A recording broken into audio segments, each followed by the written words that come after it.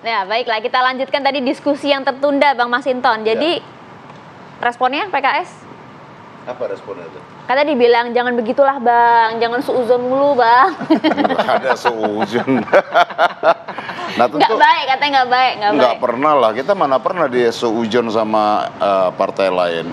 Intinya adalah bahwa setiap partai itu punya cara masing-masing, gitu ya. Nah, kalau PDI kemudian untuk didesak-desak, kenapa nggak cepat, kenapa nggak ini, bukan artinya kita menyajikan kepemimpinan kucing dalam karung, gitu loh. Tapi Yang kita sosialisasinya sajikan ini kapan kader, kalau begitu, yang Bang? kita sajikan ini adalah kader-kader terbaik yang sudah teruji kerjanya, gitu. Oke. Nah, stok-stok namanya ada, gitu loh. Nah, artinya itulah tugas partai politik, menyiapkan kader terbaiknya, sehingga kapanpun itu dideklir, ya dia punya rekam jejak yang baik, gitu loh. Nggak perlu harus jauh-jauh hari disosialisasi apa segala macam. Orang udah tahu. Kalau itu pemimpin yang punya rekam jejak. Nah, kemudian tentu kita bicara politik pilpres ke depan ini, ya, ataupun pemilu 2024 nanti, kita jangan lupa dari landscape besar tentang politik kebangsaan itu. Nah, maka kita harus menghadirkan satu pola kepemimpinan yang bisa meneruskan pembangunan yang sudah dilakukan oleh Pak Jokowi, ya, bukan antitesa gitu ya, bukan antitesa dari Pak Jokowi. Nah, itu malah Bang, keberlanjutan dan perubahan Bang tadi dikatakan. ya antitesa, perubahan kan antitesa itu, ya bisa berubah menjadi pembangunan nggak lanjut lagi, kira-kira bisa begitu, atau juga bisa lebih cepat, atau bisa apa. Tapi kalau antitesa kan berarti apa yang dilakukan Pak Jokowi hari ini ya pasti berbeda, kan gitu. Nah, kemudian kepemimpinan yang bisa menghargai dan memperjuangkan kemajemukan masyarakat tadi itu. Kepemimpinan yang juga punya watak kerakyatan. Nah, artinya apa? Dalam konteks ini maka ya bagi PDI Perjuangan tidak mau terburu-buru mau didesak siapapun itu. Bukan berarti artinya PDI Jumawa, tidak. PDI Perjuangan tetap berkhidmat, tetap membangun komunikasi dan menggalang kekuatan di luar elemen PDI Perjuangan. Karena PDI Perjuangan menyadari betul prinsip dari PDI Perjuangan itu gotong royong. Jadi kalau umpama teman-teman menganggap PDI Perjuangan itu dikira sombong atau apa, salah kaprah. Dalam asas perjuangannya aja, PDI Perjuangan itu gotong royong. Artinya akan membangun koalisi Ya juga? selalu. Dengan ketika mengusung Pak Jokowi emang sendiri. Dan kan nanti tidak. 2024? Apa? 2024? Iya. 2024 kemarin juga kita nggak sendiri kok. 2024 juga pasti nggak sendiri. Oh, oke. Gitu loh. Bisa sendiri, kalau sendiri juga memenuhi syarat, tapi kita selalu mengupayakan dalam ajas perjuangan kita itu selalu membangun prinsip kebersamaan, gotong royong tadi. Bisa dengan partai politik, dengan elemen-elemen baik itu elemen di ormas lainnya, ya ada NU, Muhammadiyah dan lain-lain seperti itu di luar partai politik gitu. Oke. Itulah pentingnya membangun kebersamaan tadi itu. Oke, soal kebersamaan Bang, saya mau nanya, mau konfirmasi juga ke Bang Masinton. Ada nggak hubungannya misalnya apa yang dilakukan PDIP saat ini gitu dengan dukungan terhadap sistem proporsional terbuka dan tertutup? Karena yang 8 partai lain kan, mereka mendukung terbuka. Hanya PDIP yang tertutup. Nggak ada temennya ini kalau soal itu. Ada hubungannya nggak itu? Jadi pertimbangan tidak? Itu beda lain hal. Jadi Perjuangan konsepnya memang sejak awal itu ya proporsional tertutup dengan seluruh argumentasinya. Kenapa? Pertama, proporsional tertutup itu menyatukan dinamika kepartaian, ya, semangat gotong royong itu dengan pertanggungjawaban kepada rakyat. Proporsional tertutup itu adalah bagian kita mendorong penguatan sistem kepartaian. Jadi partainya harus membangun sistem yang terbuka, bisa diakses oleh publik. Oke. Gitu loh, sehingga itu bisa kita mencegah yang namanya liberalisasi politik, ya, dengan biaya yang tinggi apa segala macam. Nah, saya yakin juga kalau dalam konteks proporsional tertutup sejatinya juga teman-teman PKS Ya, PKS dan Golkar ya. Juga mendukung itu, cuman mungkin ada timing yang tidak pas atau apa gitu ya. Klarifikasi. Nah, saya artinya apa? Dalam konteks itu kita bisa bertanggung jawabkan itu dengan cara disitulah kita memperkuat ya kedaulatan partai dan membangun akuntabilitas kepartaian kita kepada publik, sehingga ketika kita salah dalam mengambil langkah, rakyat akan menghukum partai politik kita, gitulah. Disitulah perlunya pertanggungjawaban politik kepada publik dan membangun partai politik yang sehat kepada publik tadi. Oke. Gimana Mas Udin? Ya, betul. Saya kira tadi kan selalu membantah kalau tidak mau beli kucing dalam karung. Memang sistem tertutup itu ya kita tidak tahu misalnya nanti siapa caleg-calegnya itu, kapasitasnya seperti apa. Memang agak membuat jarak. Memang partai, pimpinan elit partai menjadi sangat powerful di situ. Dan itulah koreksi terhadap sistem tertutup yang pernah kita alami.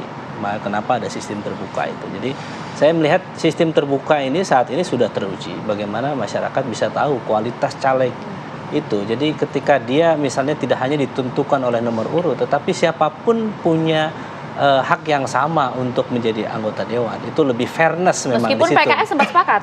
Awalnya kajian kami memang sempat sepakat, tapi melihat realitas saat ini ya, apalagi ini sudah terlalu dekat ya, kita juga sudah melakukan rekrutmen, kita melihat sistem terbuka sudah terbaik. Jadi saya kira yang saat ini kita lihat adalah bagaimana rakyat bisa melihat calon-calonnya itu memang turun ke masyarakat, mereka berkomunikasi dan kemudian mereka bisa memberikan sanksi. Porsi partai di situ menentukan caleg ya, menyeleksi. Saya kira kami melakukan penyaringan, kemudian saat ini sudah tahap terakhir untuk proses sampai menyiapkan untuk persiapkan ke KPU begitu ya. Jadi menurut kami tadi memang ada kekhawatiran berbagai pihak. Saya kira sistem tertutup ini seperti membeli kucing dalam karung. Jadi kita tidak tahu kira-kira kualitasnya seperti apa. Jadi ini memang ada distrust. Saya kira kita tidak bisa menutup mata bahwa publik memang ada distrust kepada partai politik. Makanya memang perlu terbuka, perlu transparan dalam penentuan caleg ke depan. Dan PKS confirm. Jadi kami ingin menyampaikan kepada caleg-caleg PKS lah seluruh Indonesia ya, kita insya Allah berjuang bareng, sistem terbuka kita akan dukung dan mudah-mudahan Mahkamah Konstitusi secara arif dan bijaksana memutuskan bahwa memang sistem terbuka ini. Karena kalau misalnya tiba-tiba tertutup, saya kira ini kurang bijak lah. Saya kira. Bang Umam, kalau misalnya Bang Umam melihat ada nggak korelasinya komunikasi politik antar partai gitu dengan yang sedang hangat ini soal sistem proporsional terbuka tertutup? Iya, kalau misal sistem proporsional terbuka tertutup, kami kemarin diskusi cukup intens dengan Bang Andreas Pareira tentang itu. Itu satu sisi, tetapi di saat yang sama saya yakin juga partai-partai sebenarnya, terutama di pemerintahan, itu cukup siap kalau misal kemudian digunakan sistem proporsional tertutup.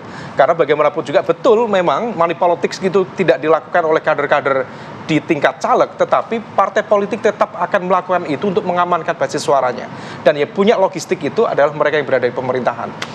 Itu di satu sisi, tetapi saya pribadi tidak begitu yakin bahwa materi proporsional tertutup dan terbuka itu menjadi sebuah bahan kajian yang intens dalam pertemuan silaturahmi partai-partai politik belakangan ini.